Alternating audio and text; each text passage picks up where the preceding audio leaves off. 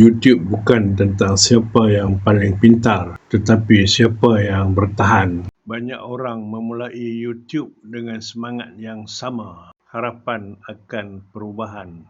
Ada yang ingin menghasilkan tambahan, ada yang ingin keluar dari rutinitas yang melelahkan, ada pula yang hanya ingin suaranya didengar. Di awal, semuanya terasa penuh kemungkinan. Butang upload ditekan dengan penuh semangat. Notifikasi ditunggu dengan harapan dan setiap view terasa seperti langkah kecil menuju mimpi yang lebih besar. Namun, seiring waktu, realiti mulai berbicara. Video sepi, subscriber tidak bertambah, dan algoritma YouTube terasa seperti tembok besar yang tidak ramah. Di titik ini, banyak orang mulai ragu, bukan hanya pada YouTube, tapi pada diri mereka sendiri. Adakah aku kurang berbakat? Apakah aku sudah terlambat?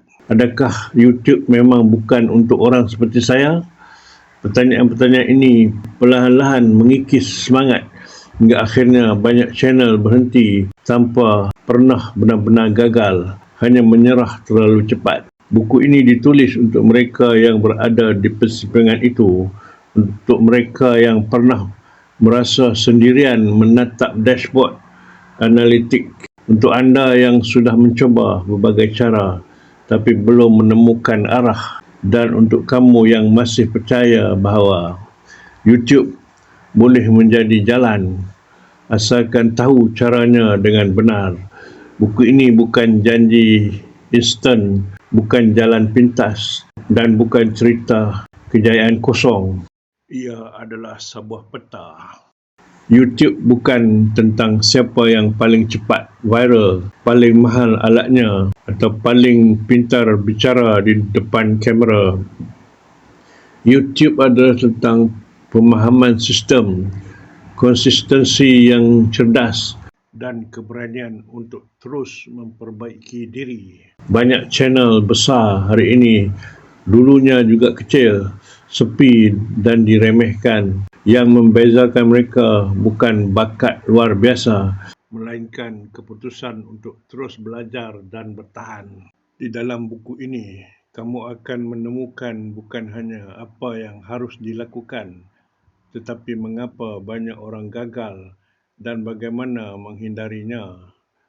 Dari hal yang paling dasar hingga strategi lanjutan, dari mentaliti sehingga teknikal, dari kosong hingga monetization. Semua disusun agar senang difahami dan dipraktikkan, bahkan oleh pemula sekalipun. Jika kamu sedang membaca halaman ini, satu hal perlu kamu tahu, kamu tidak bersendirian dan kamu belum terlambat.